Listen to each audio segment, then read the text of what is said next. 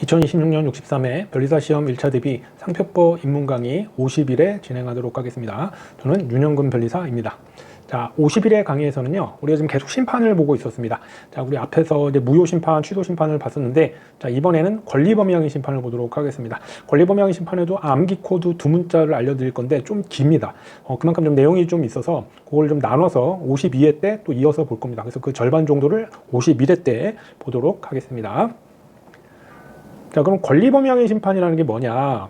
그게 이제 되는데, 우리가 이제 적극적 권리범위항의 심판, 소극적 권리범위항의 심판이라는 게 있습니다. 자, 우리가 이제 권리자가 있습니다. 상표권자, 갑이 상표권자인데, 자, 만약에 을이 사용을 하고 있습니다. 그럼 이 사용이 우리가 침해를 따지기 전에 뭔가 나의 권리 범위에 속하는지를 확인하는 겁니다. 어떻게 확인하느냐, 어떤 내용이냐, 이런 것들은 이제 뒤에서 설명드릴 건데, 자, 상표권자가 어떤 사용자에게 내 권리에 속해, 그거를 확인하는 게 적극적 권리 범위항의 심판이다. 그러니까 무언가에 속하느냐를 따지는 거죠.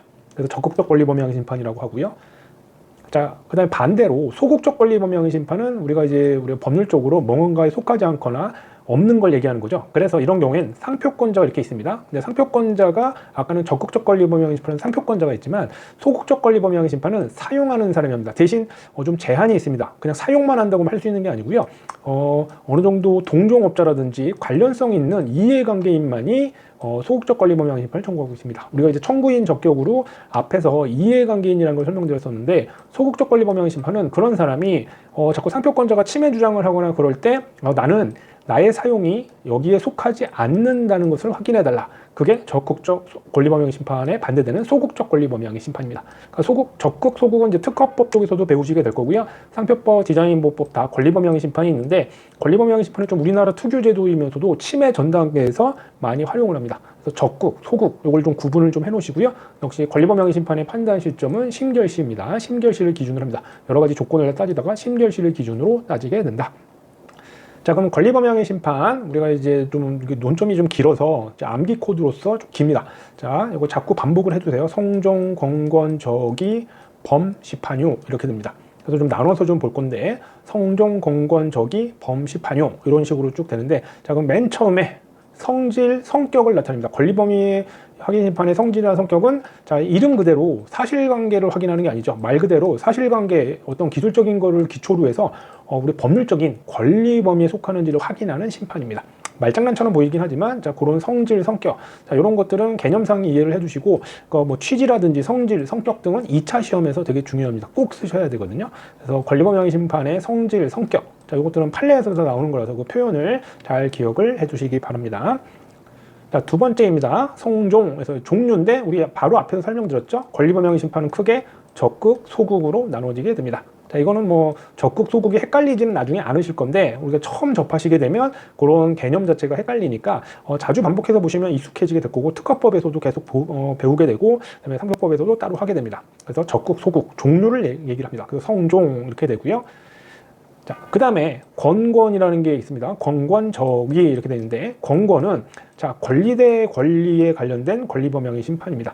자, 우리 아까 적극적 권리범위항의 심판의 종류를 할 때 한쪽만 권리자였지, 자, 이것처럼 이름에서 느껴졌을 때 둘 다 권리자인데 권리범위항의 심판을 청구할 수 있느냐, 자, 이런 논점이 생겨납니다. 우리 아까는 한쪽만 권리자고 한쪽은 사용자, 이런 종류일 때 적극, 소극적 권리범위항의 심판이 나왔는데, 둘 다 권리자일 때 권리범위항의 심판을 청구할 수 있느냐, 자, 그런 특수한 경우가 있겠죠. 특허법에서도 되게 중요하고요. 상표법에서도 이런 것들은 몇 년 전에 또 2차 시험에 나오기도 했습니다. 이게 2차 시험에는 자주 안 나오지만 한번 나올 때가 됐다 싶었는데 최근에 나와서 좀 2차 시험에서는 좀 떨어집니다. 하지만 개념은 알고 계셔야 됩니다. 그러면 어떤 내용이냐, 자, 이렇게 등록 권리자인데 얘가 사용만 하면은 뭐 적극적 권리범위항의 심판을 청구하거나 그러면 돼요. 근데 적극적 권리범위항의 심판을 청구를 했는데 사실은 얘도 권리자인 거예요. 이런 식으로.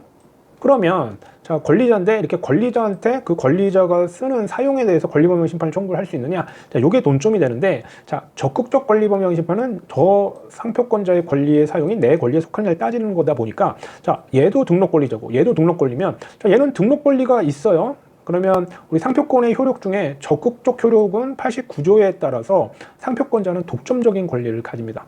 그러면 자기가 쓸 수 있거든요. 근데 자기 상표권자한테 이렇게 사용하는 거에 대해서 청구를 하는 거는 이 89조와 부딪힐 수밖에 없어요. 그래서 원칙적으로 적극적 권리범용의 심판에서는 원칙이란 말을 썼습니다. 원칙적으로는 부적법해서 청구하면 심결각화됩니다.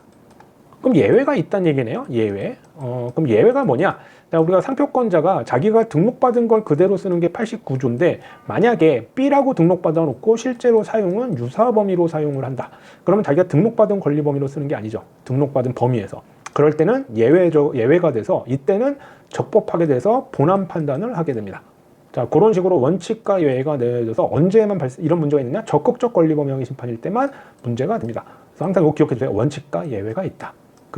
어떻게 상표권자가 어떻게 쓰느냐를 꼭 따지셔야 됩니다. 이때 그래서 동일 유사를 꼭 따져봐야 돼요. 이런 분들을. 자, 그럼 소극적 권리 범용의 심판은 그런 문제가 없느냐? 얘도 권리자고 얘도 권리자인데, 자, 내가 상표권자지만, 의리 상표권자지만 사용에 대해서 내가 이 권리에 속하지 않아 라고 따지는데 자기의 등록 상표하고는 아무 관련 없이 그냥 내 사용에 대해서만 따지는 개념밖에 되지 않습니다. 따라서 이 경우에는 원칙 예외는 이런 거 없이 적법해서 본안 판단을 하게 됩니다. 그래서 권리 대 권리에서 문제가 되는 것은 주로 어떤 거겠어요? 적극적 권리 확인 심판에서 원칙과 예외가 나온다. 이거를 꼭 기억을 해두시기 바랍니다. 자, 지금은 이제 짧게 설명하다 보니까 이해를 못 하실 수도 있겠지만 몇 번씩 돌려보면서 이걸 기억을 해주세요. 적극적 권리 범용 심판의 원칙과 예외가 있고요. 소극적 권리 범용 심판은 그냥 적법합니다. 왜냐하면 자기의 권리가 크게 문제될 건 없고요. 그렇다면 이 권리에 속하는 것만 내 사용을 가지고 따지는 거기 때문에 크게 상표권 등록받은 게 문제되지 않습니다. 적극적 권리 범용 심판은 그래서 완전 성격이 다르게 됩니다. 그래서 권리 대 권리에서 되게 중요한 논점이죠. 어떤 심판인지를 따져야겠죠. 적극이냐 소극이냐. 그렇죠? 그래서 성정 공공까지 했고요. 그 다음에 적이 이게 청구인 적격입니다. 우리가 앞에 무효 심판이나 취소 심판할 때도 적은 청구인 적격인데, 자, 우리가 적극적 권리 범용 심판은 상표권자가 청구할 수 있겠죠, 당연히. 소극적 권리 범용 심판은 제가 미리 말씀드렸죠, 이해관계인 이렇게 됩니다. 그러면 그 상대방은 누구겠습니까? 적극적 권리 범용 심판은 상표를 사용한 자가 되고요. 이때는 이해관계인하고 상관없습니다. 사용한 자만 되고요. 그러면 그다음에 이해관계인이 청구한 거는 당연히 상대방은 소극적 권리 범용 심판이라 상표권자가 됩니다. 그래서 요거를 정확하게는 얘가 청구인이 되고요. 그다음에 이쪽이 피청구인이 되게 됩니다. 피청구인. 심판 청구를 당한 사람이라고 해서 당했다, 피해를 입었다 이런 거죠. 그래서 당할 피자니까 피청구인에 해당하게 됩니다. 자, 이것도 헷갈리시면 안 돼요. 처음에는 좀 헷갈릴 수도 있습니다. 그래서 처음에 청구인 적격 요 논점입니다. 그래서 성정 공권 적 이렇게 되고요.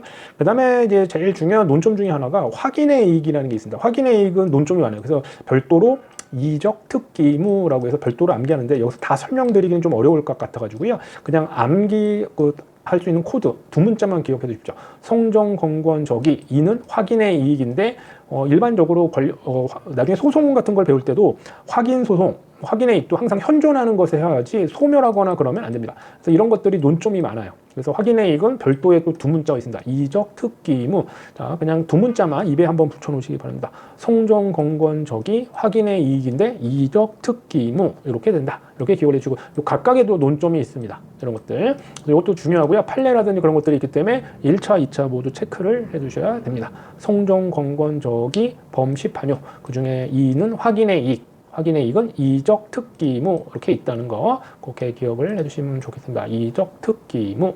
예.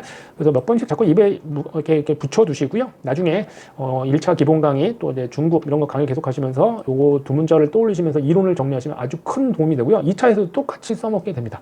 2차에서도 논점 누락 없이 할 때 활용하기 위해 제가 진짜 힘들여서 만든 암기 코드 두 문자입니다. 제 책은 당연히 그거 연결이 돼 있겠죠. 이런 부분들이 순서대로 똑같이 되어 있고요. 관련된 내용 성정 공권 적이 범시판요 이렇게 암기해 두시면 될 것 같습니다. 자, 이 앞부분을 했고요. 나머지 시간에는 또 범시판요 이어서 권리범용의 심판 다음 회차 때 또 보도록 하겠습니다. 자, 오늘은 여기까지 하고요.